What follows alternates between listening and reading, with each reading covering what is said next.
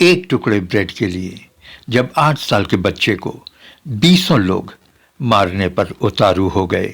आज से कई साल पहले की बात है। ठंड का मौसम था। सड़क पर चलने वाले सभी लोगों ने गर्म कपड़े पहन रखे थे।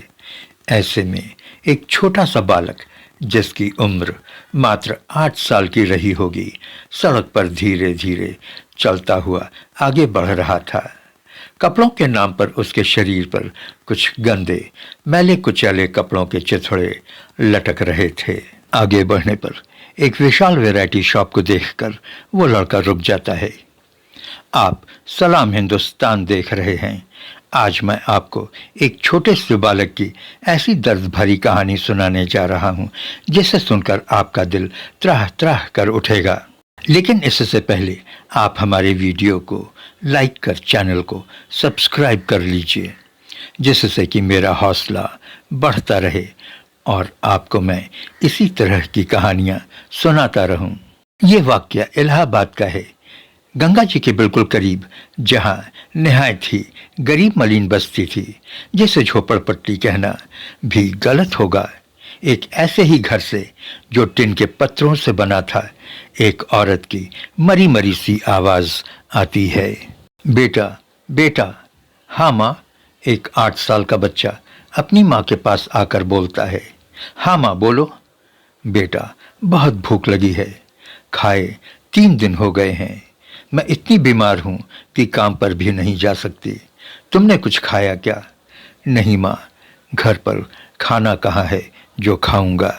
औरत बोलती है, अब तो लगता है मौत हमें खाकर रहेगी।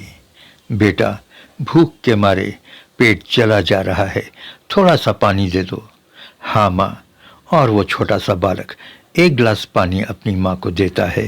कुछ देर के बाद बालक अपनी माँ से बोलता है, माँ मैं बाहर जा रहा हूँ, कुछ काम मिला तो कर लूँगा। और वो छोटा सा बालक अपने घर से निकल पड़ता है काम की तलाश में, लेकिन उसे कोई काम नहीं मिलता है। कुछ चाय की गुमटियों पर काम के लिए पूछता है, एक दो दुकानों पर भी काम के लिए पूछता है, लेकिन सभी उसे झटकार देते हैं। शायद वो काफी छोटा था। दुकानदारों ने भी सोचा होगा कि ये छोटा सा लड़का उनकी दुकान पर क्या काम करेगा। फिर कपड़े फटे और मैले कुचैले और चेहरे से लेकर पूरे शरीर पर कालिख पुती हुई। थक हार कर बेचारा बालक, जिसे खाए हुए 3 दिनों से ज्यादा हो रहे थे, जिसको अपनी माँ की हालत सता रही थी, रुआंसा सा सड़क पर आगे बढ़ते हुए एक बड़ी सी वैरायटी शॉप के पास जाकर खड़ा हो जाता है। करीब आधे घंटे के बाद दुकान पर भीड़ थोड़ा कम होती है। लड़का वहीं खड़ा होकर दुकान की ओर देखता रहा। फिर धीरे धीरे वो दुकान की ओर आगे बढ़ने लगता है। अचानक दौड़ते हुए वो बाहर ट्रे पर रखे हुए एक ब्रेड के पैकेट पर झपट्टा मारता है। दुकानदार की नजर उस पर पड़ जाती है। अरे अरे, ये क्या कर रहे हो? लेकिन वो लड़का तो अपने धुन में था। वो भला दुकानदार की क्यों सुनने लगा? उसके सामने तो सिर्फ उसके माँ का भूख से सूखा हुआ चेहरा था। चोर चोर, दुकान वाला चिल्ला पड़ता है। सभी कस्टमर्स का ध्यान लड़के की ओर जाता है, लेकिन तब तक उस नन्हे से बालक ने झपट कर एक ब्रेड का पैकेट अपने नन्हे हाथों में ले लिया था। चोर चोर की आवाज पर वो लड़का ब्रेड को मजबूती से पकड़कर अपने सीने से लगाए सड़क की एक ओर भागने लगता है। दुकानदार बौखला जाता है। भाई, 10-12 रुपए की जो बात थी, लेकिन उस लड़के के लिए तो मौत और जिंदगी का सवाल था।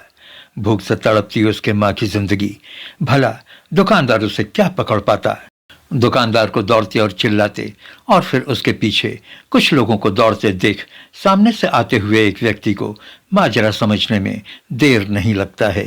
सामने से आता हुआ वो व्यक्ति बच्चे को पकड़ने के लिए उसकी ओर लपकता है। बच्चा घबरा जाता है, लेकिन अपने आप को उस व्यक्ति से बचा नहीं पाता है और वो पकड़ा जाता है। दुकानदार और उसके पीछे दौड़ते हुए कस्टमर्स उन तक पहुंचते हैं।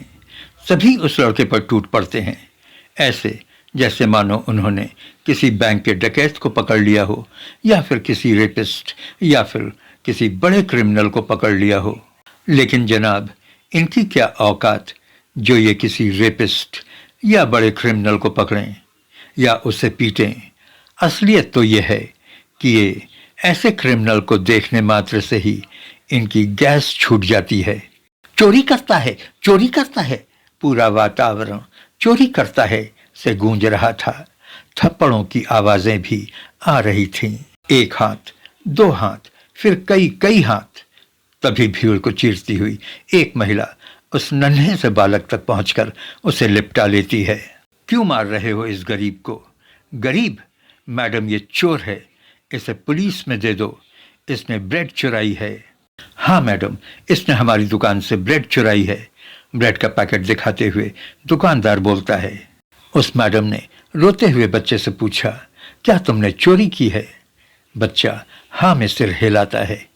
तभी भीड़ में से एक व्यक्ति बोलता है, इस चोर को पुलिस में दे दो। वहां मौजूद सभी लोग बोल पड़ते हैं, हाँ हाँ, ऐसे चोर को पुलिस में दे देना चाहिए। मैडम बोलती हैं, हाँ हाँ, क्यों नहीं, ऐसे चोरों को पुलिस में जरूर दे देना चाहिए। लेकिन उन चोरों का क्या जिन्होंने करोड़ों अरबों रुपए का घोटाला किया, जिन्होंने बैंक लूटकर अपनी तिजोरियां भर लीं, उन लोगों के बारे में आपका क्या ख्याल है? क्या आप लोग उनको पुलिस में नहीं देंगे? सभी की जुबां पर ताला लग जाता है। तुमने चोरी क्यों की? मैडम ने उस लड़के से पूछा। मेरी माँ बहुत बीमार है, उसने 3 दिन से कुछ नहीं खाया है, वो मर जाएगी।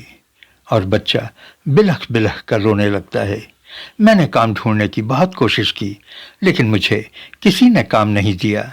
काम से पैसे मिलते तो मैं ब्रेड खरीद लेता, मैं चोरी नहीं करता। और तुमने कुछ खाया? मैडम पूछती हैं।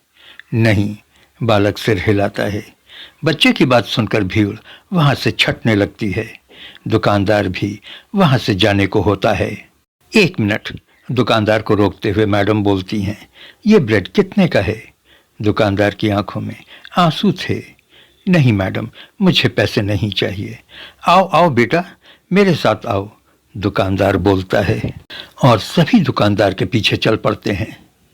दुकानदार एक बड़े से बैग में ढेरों खाने पीने का सामान डालकर अपने नौकर से कहता है, ये सामान इस बच्चे के घर पहुंचा दो। और बच्चे को देखते हुए सिर हिलाकर मुस्कराता है। बच्चा भी मुस्करा देता है। मैडम बच्चे को कुछ पैसे देती हैं और अपना कार्ड भी देते हुए बोलती हैं, बेटा, ये पैसे अपनी माँ को दे देना और कहना कि इन पैसों से वो अपना इलाज करवा लें, और जब वो ठीक हो जाएं तो हमें फ़ोन करने के लिए बोलना, मैं उनको एक अच्छी सी नौकरी दिलवा दूंगी। खुशी खुशी जाते हुए बच्चे को देखकर सभी की आंखों में खुशी के आंसू थे।